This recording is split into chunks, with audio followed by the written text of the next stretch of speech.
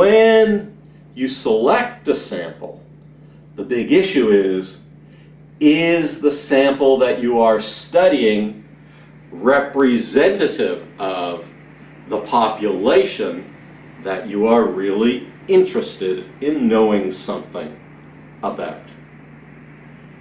To the extent that the people you're actually studying are not properly representative of the characteristics of the people in the population as a whole, then what you discover in your study, while possibly very true of the members of that sample, may not be true of the larger population that you're actually interested in. This is the issue of sampling bias.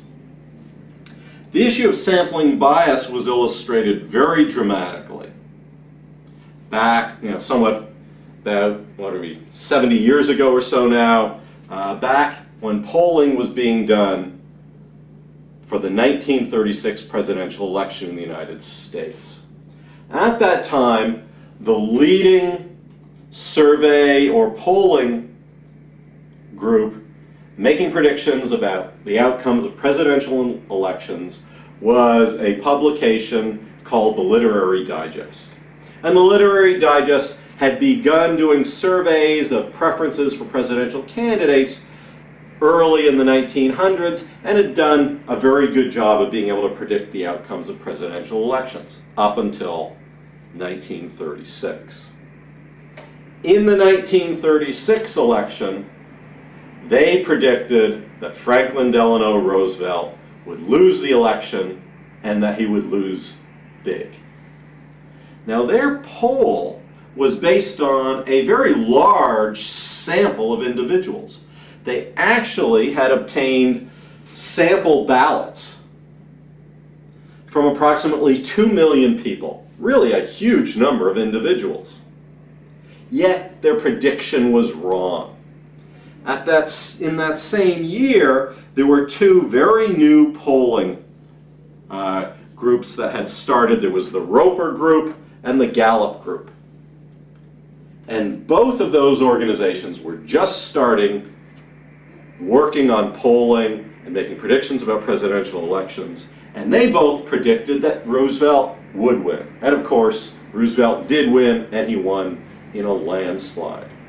What went wrong with the Literary Digest? Why were they wrong, with 2 million people having been interviewed, whereas both Roper and Gallup were right when they actually only interviewed a couple of thousand people?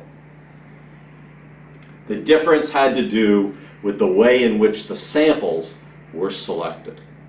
Roper and Gallup had done their best to use scientific methods to select a representative sample, a sample that seemed to match the larger population of voters of the United States in important characteristics. The Literary Digest obtained their sample primarily by phoning people. The problem was, in 1936, a lot of people didn't have telephones. So their sample was highly biased away from the inclusion of people at the lower end of the socioeconomic status,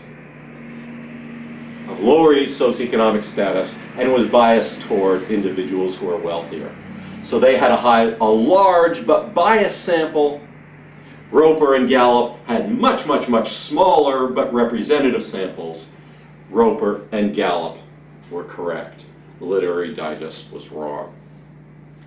Sometimes the way in which you sample individuals can produce not just some small bias in the results, but can actually make the pattern essentially the opposite within the sample that you're studying, as is the case in the larger population.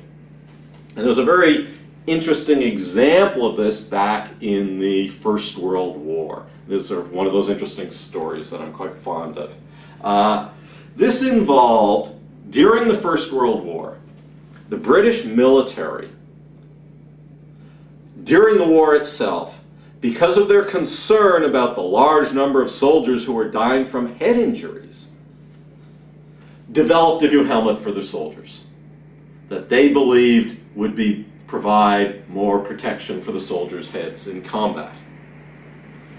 They delivered this new helmet. It was more expensive than the old helmet that was being used. And after a large number of soldiers were using it, they wanted to know, were they right? Was this new helmet providing better head protection for their soldiers? So they commissioned a study. Now, of course, the individual in charge of the study wasn't able to go out there in the field and look at what was happening to all of the soldiers wearing the new helmet and compare that with the large number of soldiers who were still wearing the old helmet. Instead, as a sample to study, he studied soldiers in a military hospital. So he went to a military hospital, and he went through that hospital, and he first surveyed what helmet the individuals in the hospital had been wearing. And he took notes on the nature of their injuries. And if you think about it, the results really weren't that surprising. What he found was, among soldiers with head injuries, essentially all of them had been wearing, you'd think that you'd get fewer head injuries among soldiers with the new helmet and more among soldiers with the old. What he found was the soldiers with head injuries in the hospital had been wearing the new helmet, and there were virtually no soldiers in the hospital who'd been wearing the old helmet. So within that sample, there was a much higher rate of head traumas among soldiers wearing the new helmet instead of the old helmet.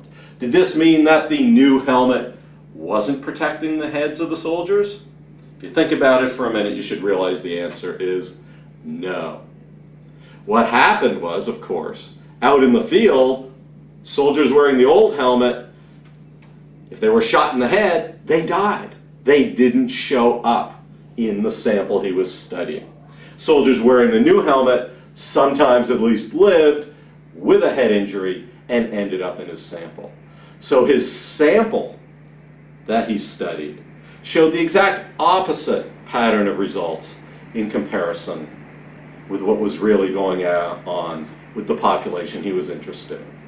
The lesson: for research to be good, you need a representative sample.